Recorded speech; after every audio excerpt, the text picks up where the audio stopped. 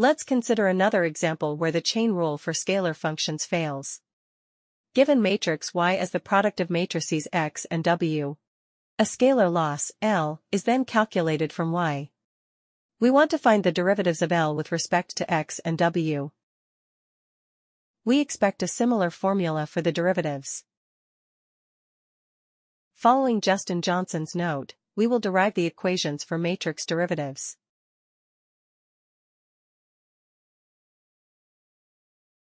As in the previous example, we will use a diagram to avoid symbols and nested summations. Let's examine the first element of matrix X. If the elements in Y and X are not in the same row, the derivatives are 0.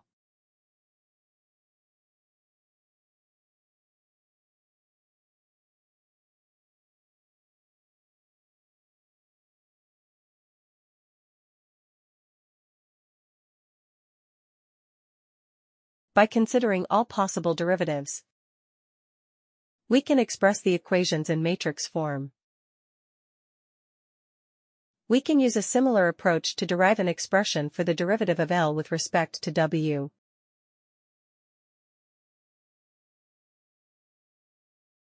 Before delving into vector derivatives with respect to another vector or a matrix, let's first introduce two key operations, the outer product and the Kronecker product. The outer product is defined for two vectors, but it can also be extended to matrices. For example, the outer product of two vectors can be illustrated as follows using NumPy.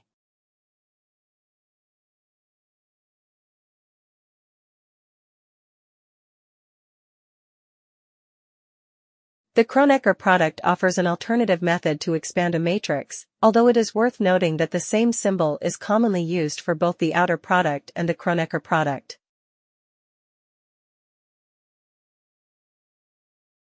NumPy provides functionality for the Kronecker operation.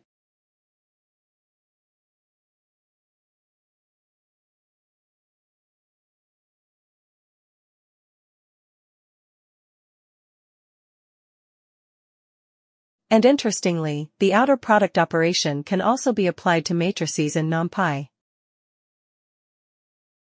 Let X be a vector and A be a matrix. The vector Y is obtained by multiplying A and X. What is the derivative of Y with respect to X?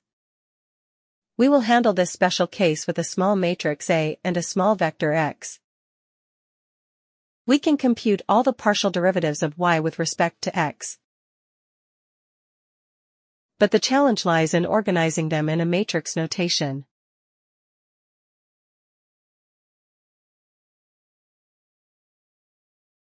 Consider a vector X and a matrix A.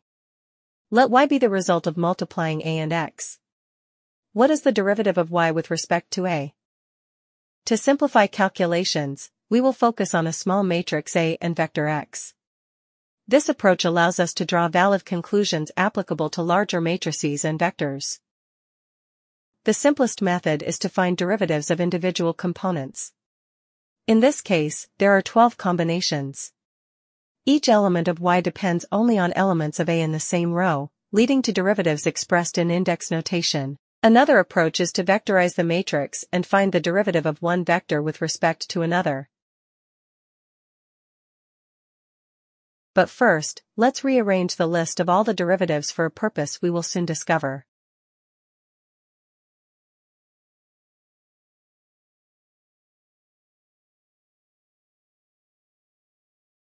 Let's stack the columns of A to form a vector.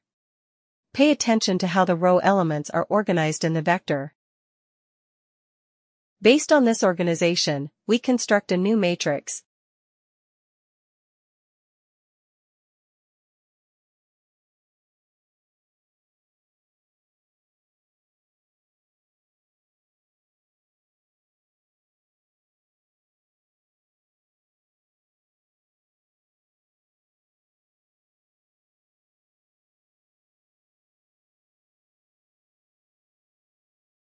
Now we can find the derivative of Y with respect to A, which contains all the combinations between Y and A.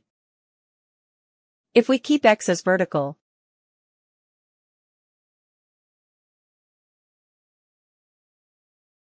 we have the same derivative in a different layout. The following is another example using a matrix with 3 rows.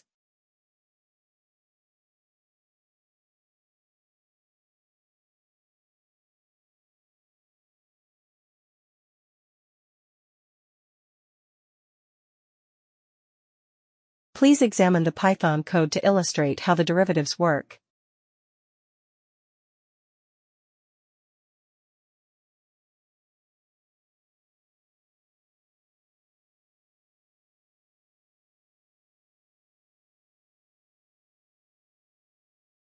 Let's consider another example of finding the derivative of a vector with respect to a matrix.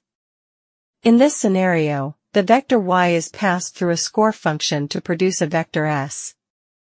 We want to determine the derivative of s with respect to w. Using a small matrix for our analysis, we can see that the chain rule needs to be applied based on the diagram. Calculating the derivatives of y with respect to w is straightforward.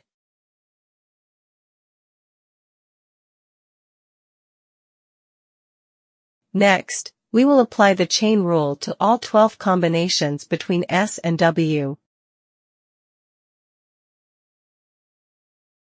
The index notation summarizes the list of all derivatives.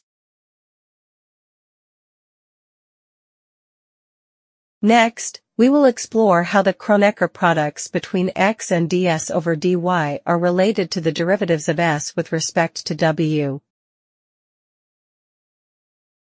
We will test different layouts.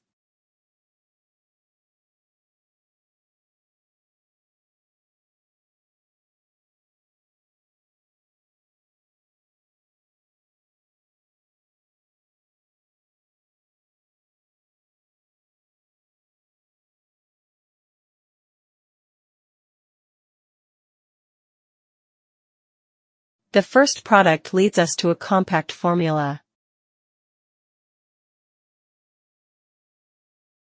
The second one produces a fancy arrangement of derivatives.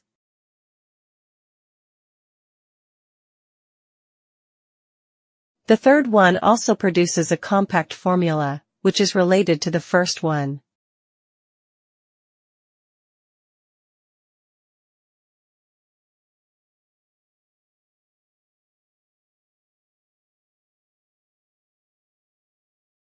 I will skip the fourth one. The form of formulas depends on how the derivatives of vectors with respect to matrices are defined.